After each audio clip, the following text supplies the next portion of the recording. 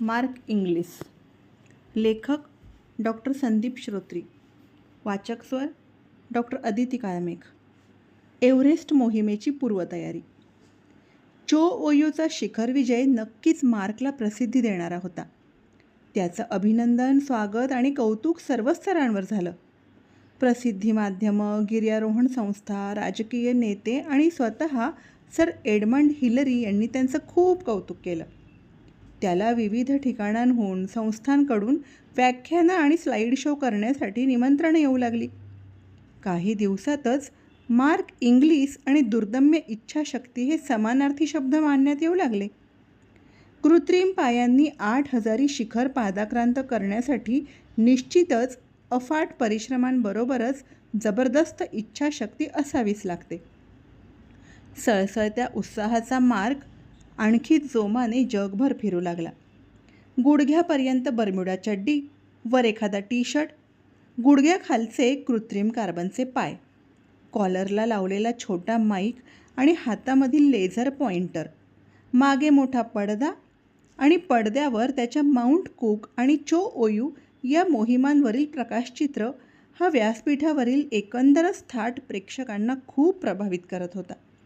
या अफलातून व्यक्तिमत्वाला बघण्यासाठी आणि ऐकण्यासाठी लोक गर्दी करत होते. सभागृह टाळ्यांच्या कडकडाटांनी दण आणून टाकत होते. लवकरच तो एक जगप्रसिद्ध प्रेरणादायी वक्ता म्हणून ओळखला जाऊ लागला. परंतु या सर्व कौतुक सोहळ्यामध्ये रमणारं त्याचं व्यक्तिमत्व नव्हतं. त्याला त्याचं ध्येय माहीत होतं. ते किती अवघड आहे साध्य करणं याचं त्याला भान होतं. त्यासाठी अपार कष्ट आणि सराव करायला हवा याची त्याला सुस्पष्ट कल्पना होती आणि तयारीसुद्धा होती. आयुष्यातील अनेक स्वप्न त्यानं त्याच एका जिद्दीने पूर्ण केली होती, वास्तवात उतरवली होती. परंतु हे स्वप्न मात्र निव्वळ अशक्यप्राय वाटणारं होतं. चो ओयू शिखर मोहिमेच्या आधीपासूनच त्यानं ते स्वप्न उराशी बाळगलं होतं. किंबहुना ती मोहीम हा त्याच्या स्वप्नाचा पूर्वार्ध होता म्हणा ना. म्हणूनच तर त्या शिखरावरून समोरच केवळ 20 किलोमीटर्स दूर असणाऱ्या माउंट एव्हरेस्ट मातृदेवतेला चोमोलुंगमाला त्याने त्याचवेळी साकडं घातलं होतं की मला तिथं उभं राहण्याची परवानगी दे आणि सुखरूप खाली उतरू दे. हो, त्याचं स्वप्न होतं जगातील सर्वोच्च शिखर माउंट एव्हरेस्ट उर्फ सागरमाथा सर करण्याचं. सर्वोच्च, ज्या जागेपेक्षा उंच जमीन जगामध्ये पायांनी चालत जावी अशी नाही, त्या जागेवर त्याला त्याच्या कृत्रिम पायांनी जायचं होतं. चो ओयू शिखरावर कृत्रिम प्राणवायूच्या मदतीशिवाय तो उभा होता. त्यामुळे त्याला अधिकच आत्मविश्वास आला होता. अथक प्रयत्नांनी त्याची अनेक स्वप्ने त्याने पूर्ण करून दाखवली होतीच. त्यामुळे त्याला आता पुढील ध्येयाची सुद्धा खात्री वाटत होती. उतरताना त्याने बिग बॉस उर्फ रसेल ब्राईसवर एव्हरेस्ट चढाईबद्दल प्रश्नांची सरबत्ती केली होती. रसेल हा स्वतः हिमेक्स कंपनीचा सर्वेसर्वा होता. रसेलने मार्कला एव्हरेस्ट हे 10 पट अवघड आहे, त्याच्या नादाला न लागणंच बरं असं अप्रत्यक्षपणे सांगितलं होतं. चो ओयूच्या तुलनेत बर्फ कमी, चढण तीव्र, दगडधोंड्यांचे अडथळे जास्त उंचीमुळे हवामानाचा त्रास जास्त, असे अनेक मुद्दे रसेल मार्कला सांगत होता. एव्हरेस्ट चढाईमध्ये बेभरवशाचं हवामान आणि हिमवादळाचा धोका किती अनपेक्षित आणि तीव्र स्वरूपाचा असू शकतो याचं मूर्तिमंत उदाहरण म्हणजे 1996 सालातील रॉब हॉल याची मोहीम. न्यूझीलंडचे अतिशय अनुभवी गिर्यारोहक रॉब हॉल आणि त्यांचा मदतनीस अँडी हॅरिस हे 1996 साली एका व्यावसायिक एव्हरेस्ट मोहिमेचे आयोजक, मार्गदर्शक नेते होते. 8 जणांना घेऊन त्यांनी एव्हरेस्ट शिखर सर केलं.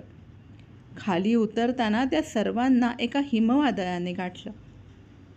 हवामानाचा अंदाज अगदी चांगला होता. हवा स्वच्छ होती. परंतु अचानक अनपेक्षितपणे हिमवादळ चालू झालं. रॉब वाटेतच त्याच्या सहकाऱ्यांबरोबर अडकला. त्याला मदत करण्यासाठी अँडी हॅरिस पुन्हा वर चढला. परंतु दुर्दैवाने सर्वजण मृत्युमुखी पडले.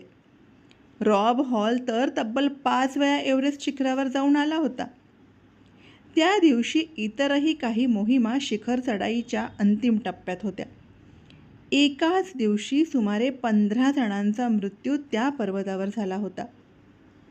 इनटू द थिन एअर या जॉन क्रॅकाऊर या प्रत्यक्षदर्शी गिर्यारोहकाच्या गाजलेल्या पुस्तकामध्ये या दुर्दैवी घटनेचं वर्णन साद्यंत वाचायला मिळतं.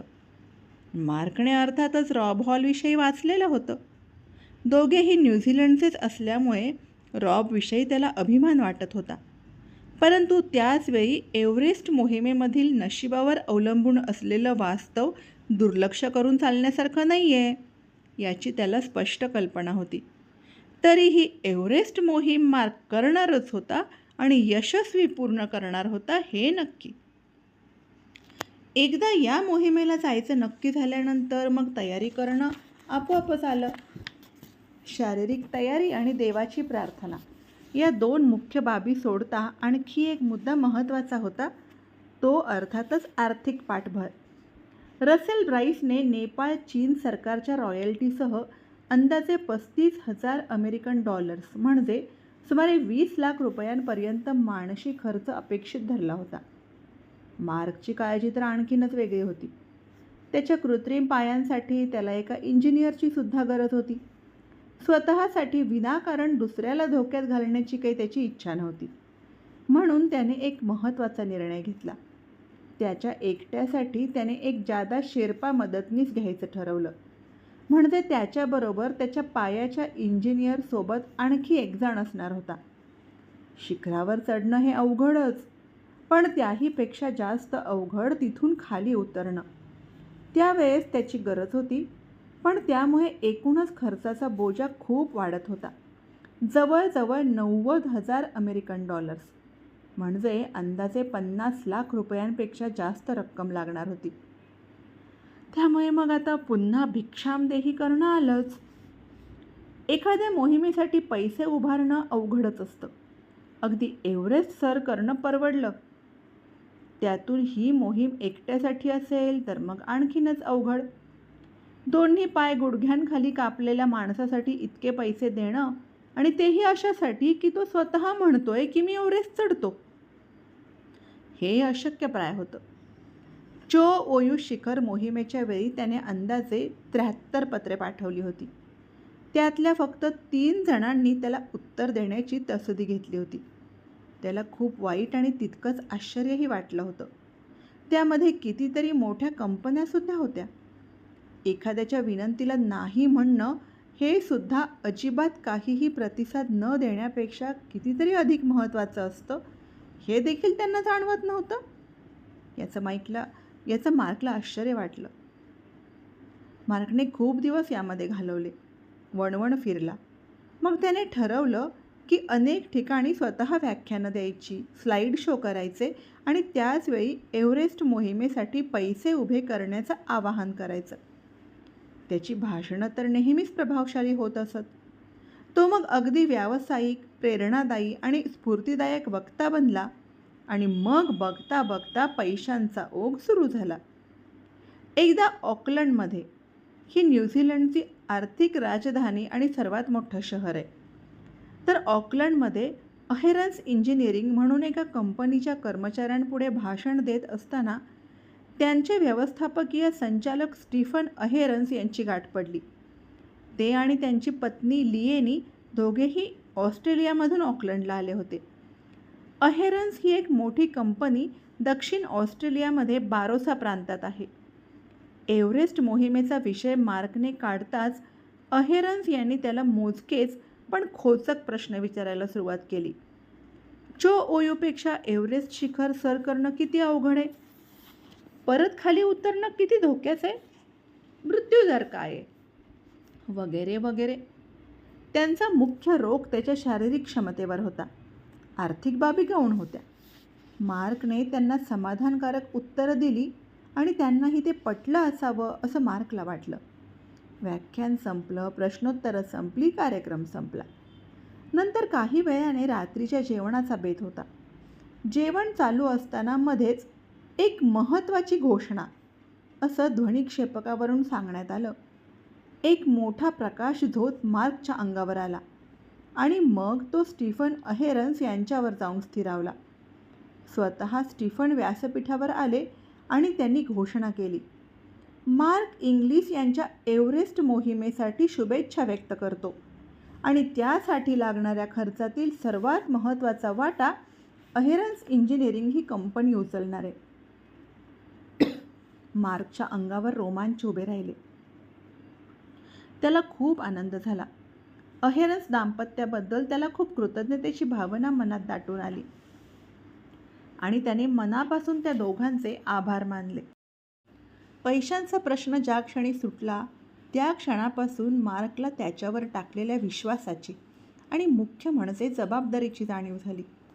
त्याच्या स्वप्नांपैकी सर्वोच्च स्वप्न पूर्ण होण्यातील सर्वात महत्त्वाचा म्हणजे आर्थिक अडसर दूर झाला होता. त्याला पाठिंबा देणाऱ्या अहेरन्स दाम्पत्यामुळे त्याचं एक पाऊल पुढे पडलं होतं.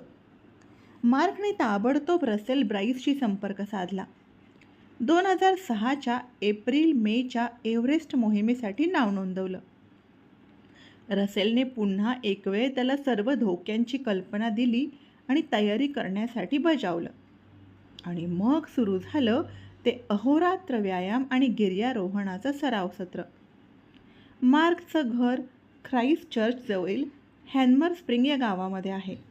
हा सगळा भाग उत्तर कॅन्टरबरी प्रांतात समाविष्ट होतो. दक्षिण गोलार्धातील आल्प्स पर्वतरांगा तिथे आहेतच.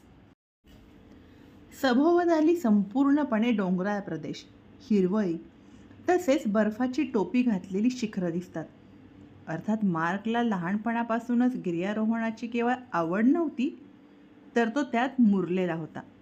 पण आता गाठ एव्हरेस्टची होती. त्याने पुन्हा एकदा कंबरेने आणि छाती खांद्याचा वापर करून बर्फाळ टेकड्या चढणं आणि रॅपलिंग करत खाली उतरणं यांचा सराव करायला सुरुवात केली. पायाला क्रॅम्पॉन्स लावताना आणि बर्फात पायऱ्या खोदताना त्याला त्रास होत होता. त्यासाठी त्याने पाय तयार करणाऱ्या कंपनीच्या इंजिनियर्सची भेट घेतली, काही सुधारणा केल्या आणि पुन्हा सराव सुरू केला. चोओयू मोहिमेच्या पूर्वीच मार्कचं कंबोडिया ट्रस्टशी नातं जोडलं गेलं होतं. कंबोडिया हा पूर्व आशियातील छोटासा देश. ब्रह्मदेश, थायलंड, व्हिएतनाम, मलेशिया आणि लाओस यांच्या बरोबरीने दाट जंगल, दलदल, विषुववृत्तीय हवामान आणि मंगोलॉइड बुद्ध लोकांची वस्ती असलेला हा देश आहे. परंतु व्हिएतनाम युद्धाच्या वेळी तिथं लक्षावधी भूसुरुंग अमेरिकन सैन्याने लावले होते. युद्ध संपल्यानंतर हे सुरुंग अकार्यक्षम न करता तसेच टाकून सर्व मिलिटरी फौज कंबोडिया देश सोडून गेली. जंगलातून चालता चालता चुकून या भूसुरुंगावर पाय पडला की त्याचा स्फोट व्हायचा. कंबोडियामधील फार मोठा तरुण वर्ग त्याला बळी पडलाय. जे लोक वाचले ते कायमस्वरूपी अपंग बनून राहिले आणि अपंग बनलेल्या सर्वांचे दोन्ही पाय तुटलेले आहेत. अंदाजे 50,000पेक्षा जास्त लोक दोन्ही पाय नसलेले या एकट्या कंबोडियामध्ये जगत आहेत. त्यांना मदतीचा हात पुढे करण्यासाठी जगभरातील सामाजिक कार्यकर्ते आणि संस्था सरसावल्या आणि कंबोडिया ट्रस्टची स्थापना झाली. न्यूझीलंडमध्ये सुद्धा या ट्रस्टची शाखा आहे. इयान किडमन या न्यूझीलंडच्याच महान व्यक्तीशी मार्कची भेट झाली.